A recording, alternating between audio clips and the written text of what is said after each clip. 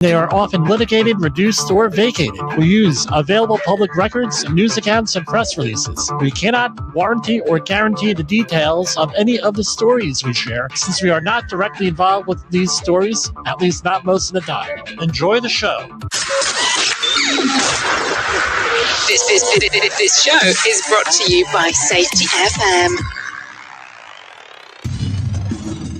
And from the border of liberty and prosperity and the highway to the north, this is Safety Wars for Thursday, July 20th, 2023. How's everybody doing out there tonight? So tomorrow night, I'm going to get this out of the way real quick. Tomorrow night, we're going to have a pre-recorded program featuring... Let's see if I can do... Let's see if this will work. 2 nights in a row.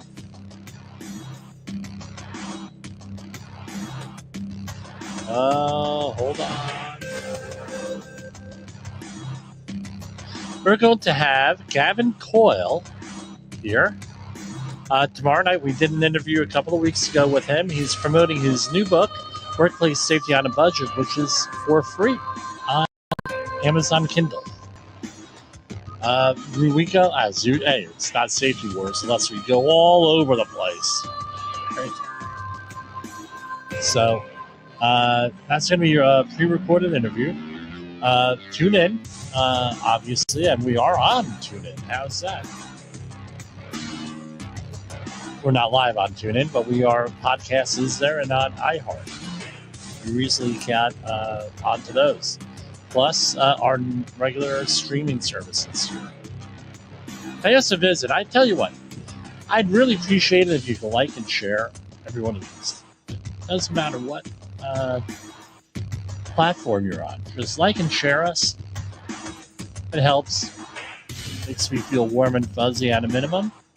At a maximum, it gets us more exposure, and we will continue to fight that safety war with everybody here. Anyway, a lot of news going on out there, and I'm going to go because I forget to do this often. No, it's our nightly message here for everybody. This is Safety Wars, broadcasting to our brothers and sisters in the occupied territory of behavior-based safety. Get out your secret decoder ring. Here is your nightly message. Context drives behavior. Context drives behavior.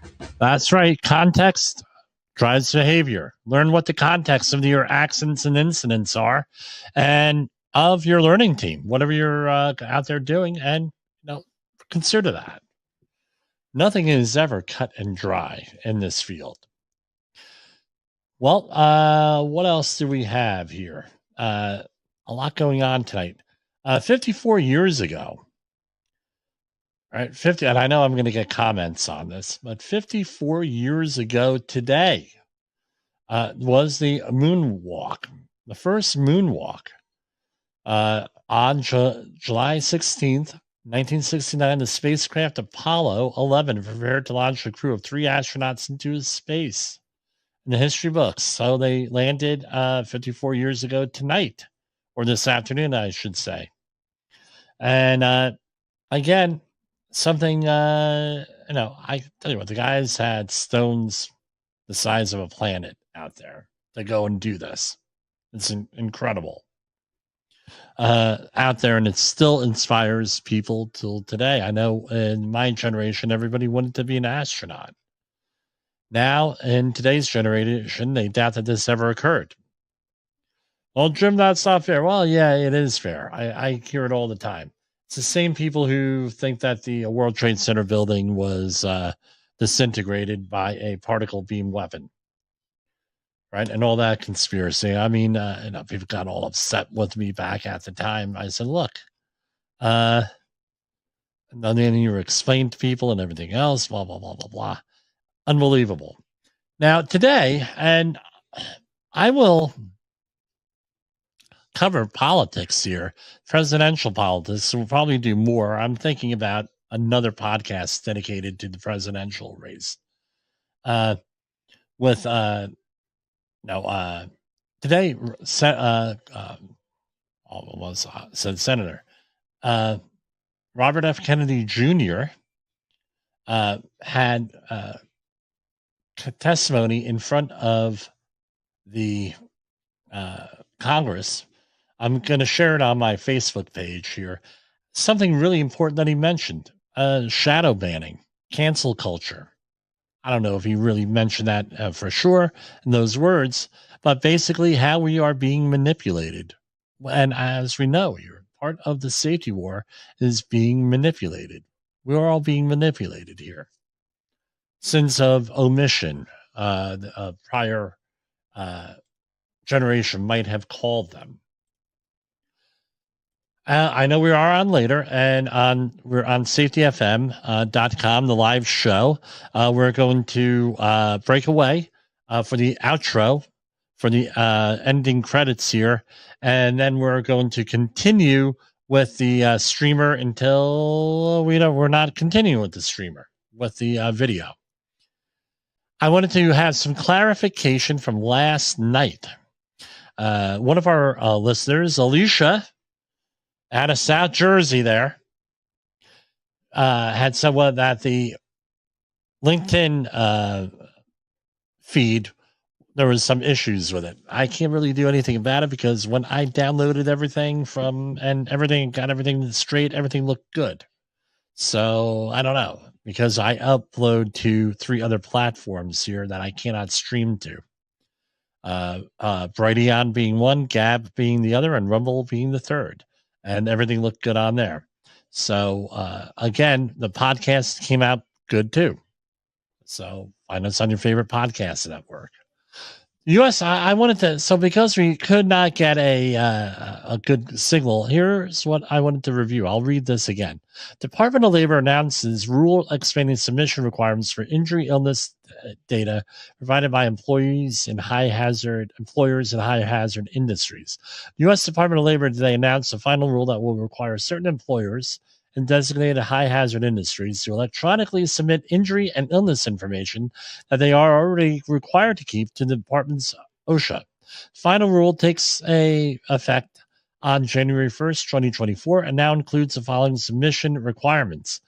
Basically, the Form 301 Injury and Illness Incident Report has to be submitted and what this is for high hazard industries. However, we define those, and I don't know if they've really had mentioned that. I think you need to keep aware of what's going on, and we'll give updates as appropriate to remind folks of that. U.S. Department of Labor finds a shipping line, marine cargo service, retaliated against seamen who reported safety concerns to U.S. Coast Guard. The company ordered to reinstate the employee and pay more than $700,000 in back wages and damages. I've had some experience in the shipping industry and in maritime industry, and I'll tell you, a lot of these companies are 30 or 40 years behind the times. It's just incredible. The U.S. Department of Labor's OSHA determined the cargo line's termination of seamen violated the Seamen's Protection Act. Now, let's remember, OSHA is in like 20 different whistle laws in this country. Seamen may report concerns directly to the U.S. Coast Guard and are not required to follow any company policy that requires employees to report first to the company. The law protects the rights of seamen aboard U.S. registered vessels or any vessel owned by a U.S. citizen to report safety concerns or violations of maritime laws and to cooperate with federal officials at any time. So protects them, right? OSHA ordered a shipping company to reinstate the seamen and pay $457,000 plus in back wages, interest and compensatory damages, and $2,500 in punitive damages. The company must also revise its policy to not prohibit seamen from contacting the Coast Guard or other federal, state, or local regulatory authority before first notifying the company. Federal law protects the seaman's right to report safety concerns to federal regulatory agencies. A fact every maritime industry employer and vessel owner must know, said OSHA Regional Administrator Eric S. Harvin in Dallas. Failure to recognize these rights can instill a culture of intimidation that can lead to disastrous or deadly consequences. The order underscores our commitment to enforcing whistleblower rights that protect seamen. Investigators learned that seamen reported a variety of safety concerns about a certain vessel. A 50,000-ton, 958-foot container ship to the U.S. Coast Guard in December 2020. The safety concerns included the following. Gear used to release lifeboats did not work properly. On several occasions, a ship's trainee was alone and unsupervised while on ship's watch, including during one incident when a fuel and oil spill occurred that took the crew 2 days to clean and could have created an environmental spill. Crew members possessing and possibly consuming alcohol on board, 2 leaks to the starboard tunnel found during an inspection, and the bilge system caused flooding in cargo holds and needed repair. I think AI is writing this because this is grammar, syntax, that sort of thing. Rusted, corroded, and broken sockets needed and replacement. The company responded by suspending the seamen and then terminating them in March 2021 for making a complaint without notifying the company first. And it goes on and on and on. Bad idea, very costly lesson. I hope they learn their lesson. The Department of Labor announced this rule expanding submission requirements. Oh, we already talked about that. Department of Labor recovers $66,000 in back wages for 20 workers after finding overtime minimum wage violations at 6 auto parts locations. This is an auto parts location that you would know of. All of these violations allegedly happened in South Carolina. And I'm going to report this again, that everyone's innocent until proven guilty. And most of these things get vacated and everything else or reduced, what have you. The U.S. Department of Labor Wage and Hour Division investigators that a parts group company who operates businesses as auto parts stores made illegal deductions from employees' pay at 6 South Carolina locations for store damage, cash register shortages, and uniforms. These deductions caused some workers' pay to fall below the $7.25 an hour federal minimum wage for all hours worked, a Fair Labor Standards violation. They also failed to pay non-exempt salary counter salespeople and delivery drivers overtime for hours for over 40 in a work week. Investigators also learned the employer did not include a non-discretionary sales bonus some employees regulate when calculating correct overtime rates, causing the company to pay overtime premiums at rates lower than required by law. The division recovered $6,322 in back wages for 20 workers. Incredible. Well, here we have another one. Federal investigators responding to report of employees' severe burns find multiple safety hazards at a Green Bay Santa Max factory. Federal safety investigators responded to a Green Bay rendering plant after an employee suffered severe burns when a pump seal released steam and hot oil as workers tried to clear a blockage in January. Inspectors with OSHA determined that the company failed to develop and implement hazardous energy control procedures. That is 1910-147, lockout, tagout, when clearing block pumps and piping its at its facility.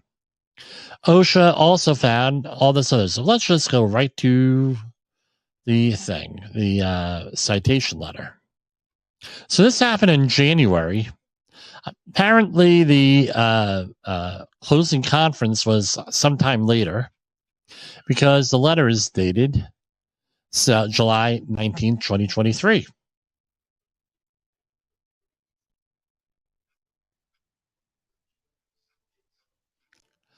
Okay, we're scrolling on down.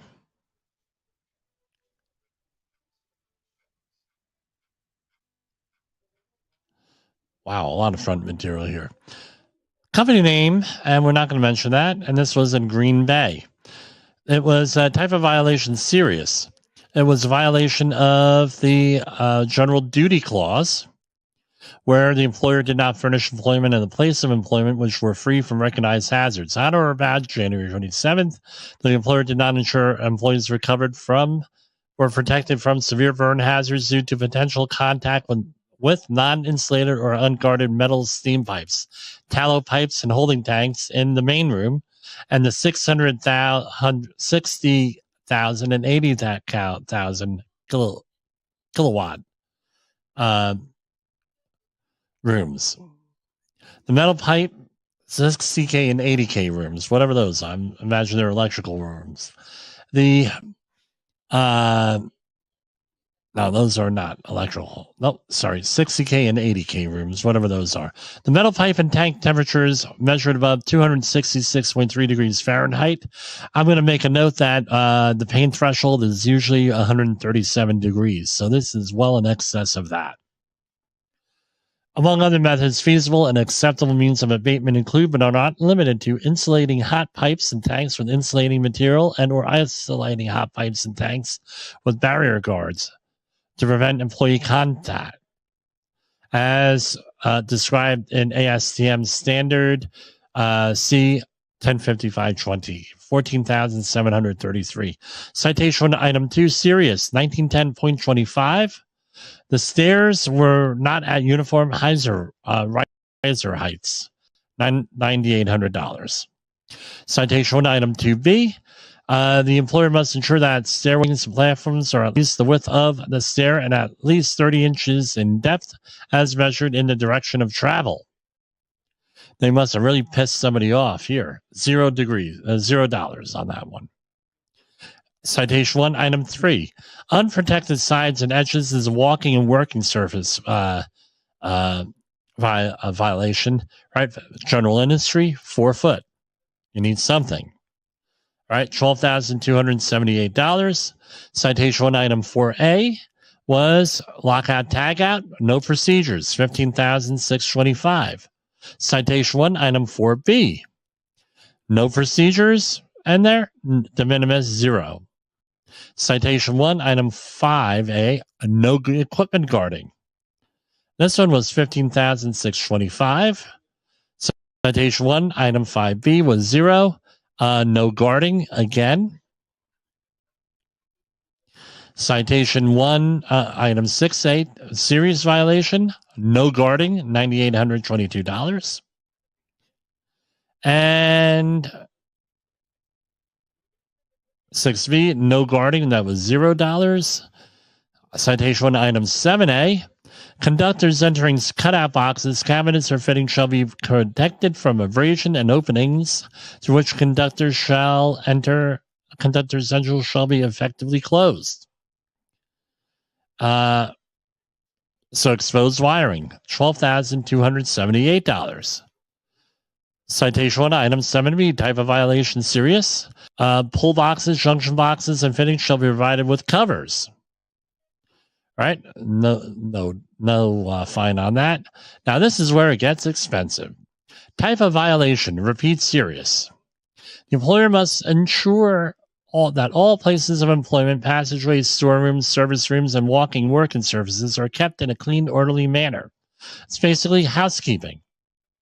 $36,828. Citation 2, item 2. This is even more money. Fall protection violations, guardrails, right? Had to be rated for 200 pounds, $61,391. Citation 2, item 3. And as another one, all exposed parts of a horizontal shaft, 7 feet or less from the floor or working platform, shall be protected by stationary casing. So another guarding issue, $61,000. Let's check on our time here. On the Safety FM side of our operation here. So I'm going to play the outro for the Safety FM side, and we're going to stay on with the streaming on the video. Good night, everybody out there in Safety FM land.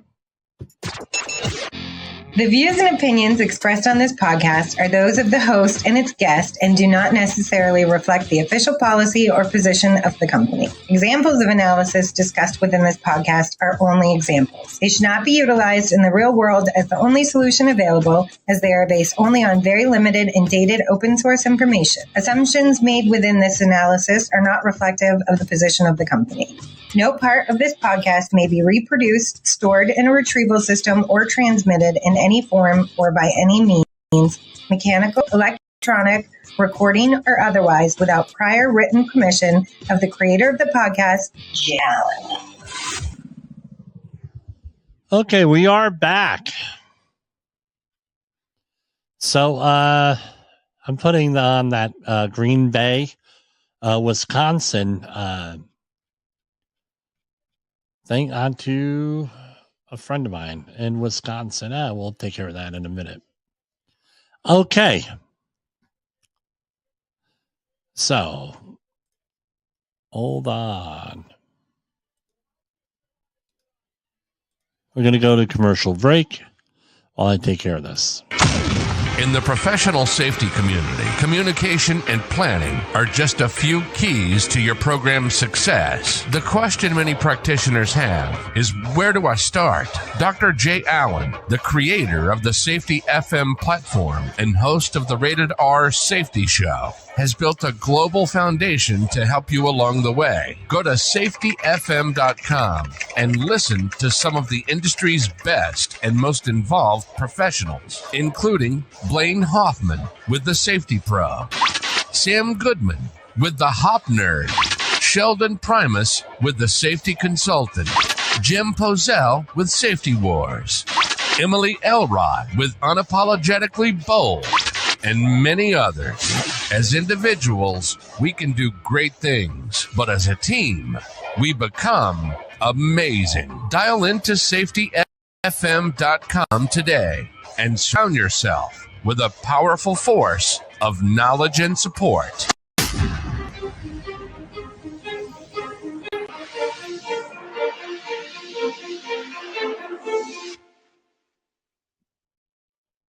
OSHA recordables, catastrophic losses, environmental disasters. You want answers? So do I. This is Jim Pozell with Safety Wars. That's my daddy. Okay, we're going to continue here. We are on the the video streaming section here. So we're done with the Safety FM portion here. All right, we got on the air late. We had issues. I tell you what, at the end of this, what I'm going through, we're going to have a hell of a lot of stories. Department of Labor file, but we're getting through it is the point. And by the way, one of our listeners sent me a very inspirational message, and it's much appreciated. This morning, I got a message at 5 o'clock in the morning or so. Just very positive, very uplifting, and I want to thank you for that. If you want health and safety consulting work, training, anything like that, 845-269-5772 or jim@safetywars.com. No, we're here. We're here to service you. Department of Labor files suit after investigation found a Grand Rapids restaurant owner withheld employees' tips. And I'm not going to mention the name of the restaurant. On July 14th, the Department of Labor filed suit against a certain company and its owner in the U.S. District Court of Western District of Michigan, seeking back wages and liquidating damages for 26 workers. An investigation by the department's Wage and Hour Division found the restaurant used a tip pool illegally and denied employees correct minimum and overtime wages.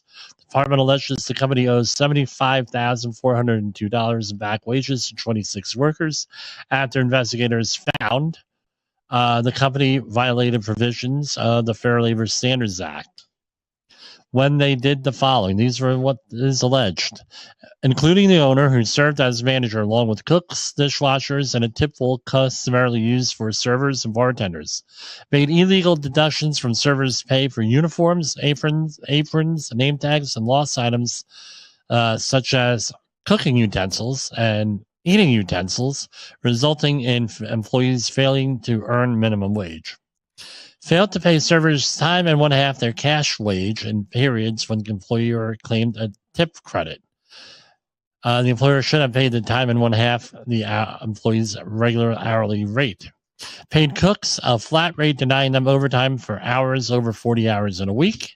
Failed to maintain any payroll records for at least 2 cooks. Failed to pay 1 cook any wages, and did not maintain accurate time records for employees for at least almost 2 years. The suit also seeks an equal amount of liquidated damages for employees and an injunction barring the owner from violating the FLSA in the future. Incredible here. Other news.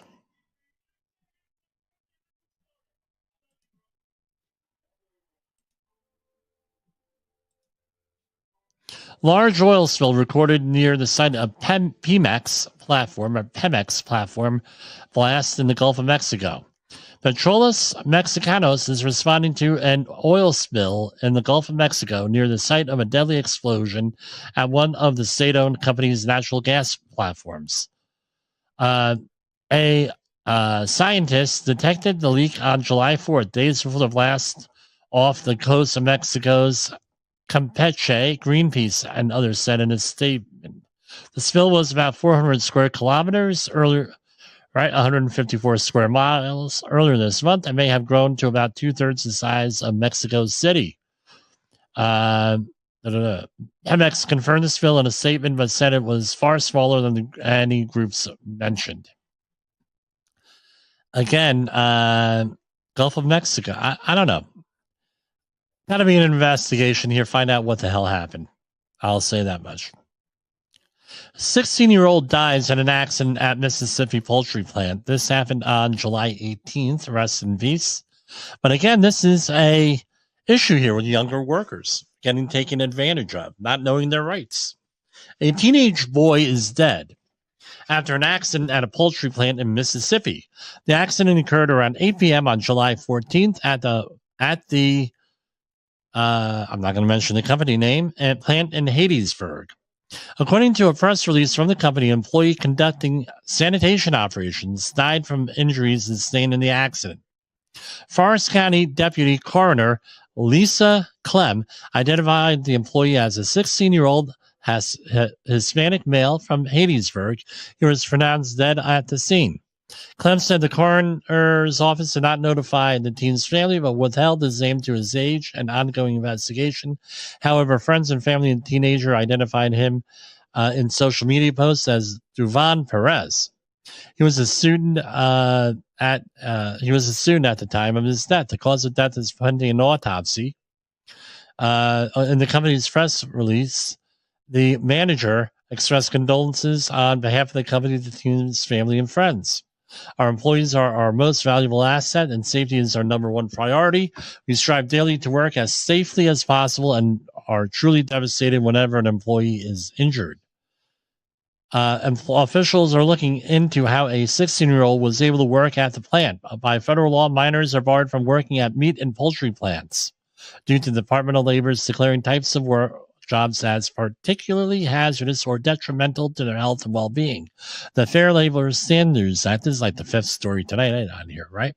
Specifically lists sanitation of meat and poultry plant equipment as a hazardous activity off limits to underage workers. It's unknown at this time how the teen obtained the job, and multiple agencies have responded. Again, this is it. We did a program a couple of weeks ago on specifically this. What on underage minors, minors doing stuff that is illegal, right? Plain and simple, illegal. Not allowed to do certain things, and it's usually enforced by the state, but in this case, the federal government, got involved here because states are usually more stringent on this stuff than the feds. 11-year-old dies from injury after boat accident on the Intracoastal Waterway. This was yesterday. contestants died on Wednesday from a boat accident on the Intracoastal Waterway, according to Horry County Coroner Patty Bellamy.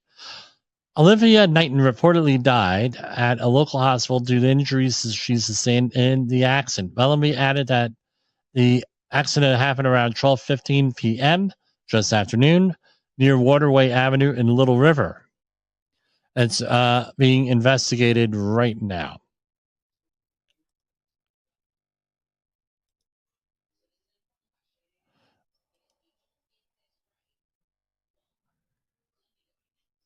Why? Okay. Apparently, it was a Guatemalan this just came across, Guatemalan immigrant in that previous accident in the poultry plant. Okay. Someone won Powerball in LA. So, everywhere else it would be $1 billion, but in California, it's the equivalent of winning about $250. I only joke. This is from abc.org. What is abc.org? Is Associated Builders and Contractors. I want to comment a little bit on this. On July 17th, ABC, and this is their press release here, submitted comments to the U.S. DOL in response to OSHA's request for comments on its efforts to develop a leading indicators resource for usage by employers to improve safety management systems. In their comments, ABC supported and commended OSHA's efforts. Leading indicators are proactive, preventive, and predictive measures used to improve workplace safety. And, okay, now, the comments additionally could encourage OSHA to consider ABC's step safety management system, which utilizes 25 key components, including a number of leading indicators to help participants improve workplace safety. Okay, let's think about this. When I first started using behavior-based safety, right, was for a major oil company, and that you've heard of when I was still working in corporate America. And I said, you're collecting all this data, right? Collecting all of this data and everything else. And it's not objective, but you're treating it as objective data. Well, what do you mean, Jim? What do you mean? Well, we know what the difference between objective and subjective is. Objective is no opinion. It's without bias. So, for example, you take a measurement and it's 73 degrees out, right? That's pretty objective. You take a thermometer, 73 degrees. Now, you also have the subjective, where you're out there and you're like, 73 degrees is real hot, but but it feels like 90. Then without the benefit of the heat index or anything else, you put down 90 because it looks like that. It's subjective. Maybe a bad example. Subjective is based on the observer's observations, right, on that, rather than objective where it's absolute. So you're out there and you're doing a safety audit. And we talk about this tomorrow a little bit with Gavin Coyle on our interview. So we're there and we collect this data. And he was like, oh, man, I don't want to go out there. I want to collect this data. It's going to make us look bad, so we're going to ignore it. So what do you think happens? Things are biased. You have a bias on those. The things are not what they're supposed to be. So what's my point? They're treating this stuff as scientific when it is the least scientific thing you could ever imagine. And that's where the problem here is. When OSHA is saying we're going to collect this more data, guess what? It's going to be fraudulent. Because the incentive is to not to be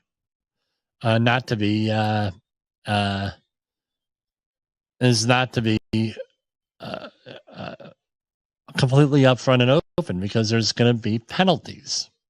So that's one of the big things. I know it's a good effort, and I tell you what, if everybody was nice and honest and you didn't have incentives where people weren't going to lose their job based on these things, then guess what? Great thing. But that ain't the way things are. Here's another one. This is out of Safety and Health News, right? OSHA proposal, and this did not make the press releases. OSHA is seeking to revive an Obama administration policy that would allow workers to designate someone who does the work for their employer, including someone from a union or other organization, to represent them during an OSHA walk-around inspection. The policy was detailed in a February 2013 letter of interpretation known as a Fairfax memo. The National Federation of Independent Business sued OSHA officials on the grounds that the policy violated the notice and comment requirements of the Administrative Procedures Act of 1946. In 2017, the Trump administration rescinded the policy, and NFB dropped its lawsuit.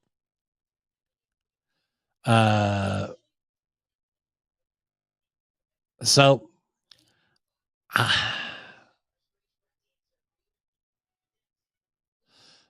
under OSHA's 1903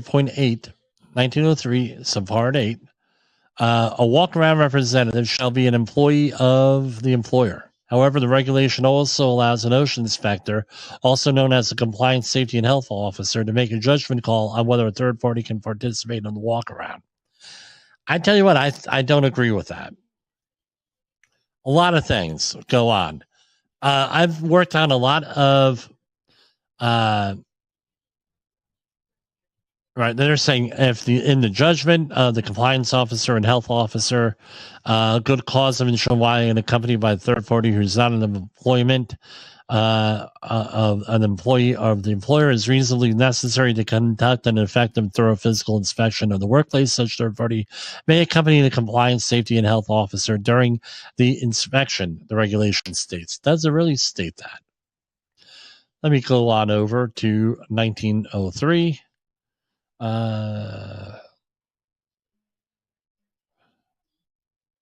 It says 1903.8A, a compliance, safety, and health officer may permit an additional employee representative or an additional representative is authorized by the employees to accompany him where he determines that such additional representatives would further aid the inspection. A different employer and employee representative may accompany the compliance officer.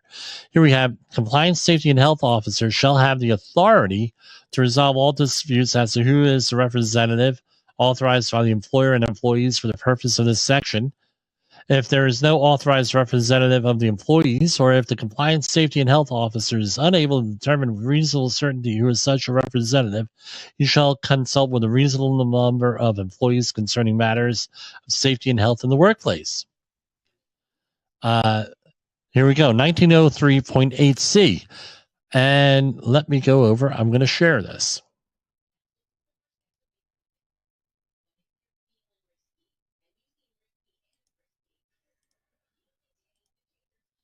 This is what we're looking at, 1903.8C. The representatives authorized by OSHA shall be an employee or of the employer. However, if in the judgment of the compliance, safety, and health officer, good cause has been shown why accompanied by a third party who is not an employee of the employer, it is reasonably necessary to conduct an effective and thorough inspection of the workplace. Such third party may accompany. Now we have letters of interpretation here, apparently. Let me click on those.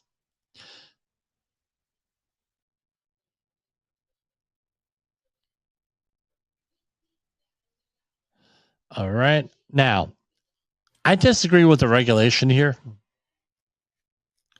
What the problem is, from my point of view.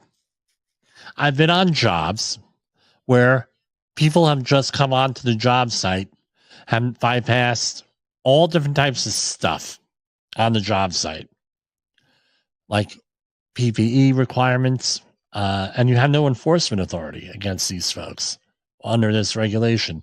Site-specific training, workers' comp issues. What happens if they come there and get hurt? Who's going to be responsible for that? It's like OSHA is throwing on liability onto you. And I don't agree with this. If they're an OSHA employee, different story. Obviously, they would be in there. Or if the company gives permission, that's another thing. But for the OSHA compliance officer to make this determination who's appropriate and who's not to come on to there, maybe if they're a government contractor, that we could do that. We also have an issue of trade secrets and other confidential information. If it's for an accident, now we're dealing with HIPAA type situation. I think it's a bad practice for that. And, with all due respect to everybody, but as always, I say obey the law, whatever that is. Is your safety training old, stale, and hackneyed? Is your safety trainer still preaching a warped version of behavior-based safety? How about safety training that actually addresses your hazards in your workplaces and it's not standardized baloney from 25 years ago?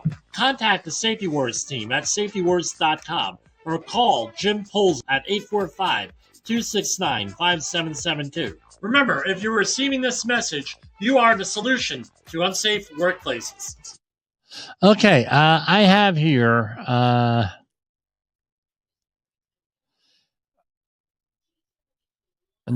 hold on.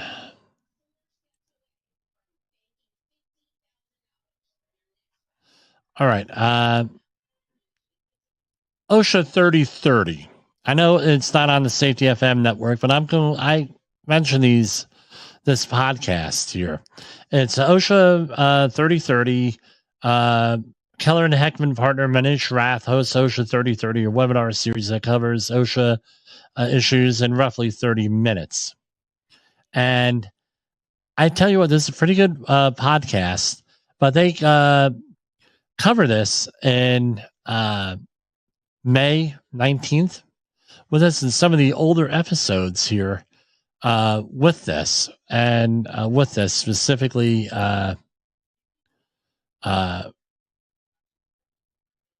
specifically on this, on what we just discussed. I'm getting a little tired here. Been up since 4:30. All right. Rough. So what I'm going to do is let's scroll through these other things. Anything safety related. Not really. It's all policy stuff. Oh, here you go. U.S. investigating why Delta passengers were kept on a plane in extreme heat. The flight from Las Vegas to Atlanta was stalled at Harry Reid International Airport, leaving passengers sweltering in triple-digit temperatures. U.S. Department of Transportation said Thursday that it was investigating why passengers on a Delta Airlines flight had been left to swelter for hours in triple-digit temperatures while the plane waited on a tarmac in Las Vegas. Again, it's been hotter than hell out there. The ordeal lasted nearly 3 hours, with paramedics boarding the plane to wheel out 3 people who had fallen ill. All right. They said to press your call button if you need medical assistance, she said. Babies are screaming and crying. They're handing out sandwiches through diabetics and going on and on and on. I don't know who thought this was a good idea. I don't know. It happened to me one time on my first plane ride, exactly 40 years and 3 days ago when I flew to Europe. Tornado. I know where this facility is here. Tornado tears through Pfizer's North Carolina site, threatening crucial drug supplies. This was in Rocky Mount, North Carolina. The company estimated that 1/4 of the injectable medications and supplies to U.S. hospitals were made at the Rocky Mount property, including sedatives and anesthesia-related stuff. And they're trying to assess what the hell's going on out there. What they lost.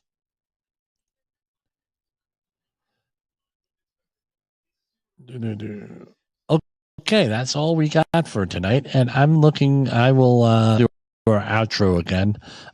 Looking forward to seeing you on Monday. I have a pre-recorded program tomorrow, if all goes well. The views and opinions expressed on this podcast are those of the host and its guest and do not necessarily reflect the official policy or position of the company. Examples of analysis discussed within this podcast are only examples. They should not be utilized in the real world as the only solution available, as they are based only on very limited and dated open source information. Assumptions made within this analysis are not reflective of the position of the company. No part of this podcast may be reproduced, stored in a retrieval system, or transmitted in any form or by any means, mechanical, electronic, recording, or otherwise, without prior written permission of the creator of the podcast, Jay Allen.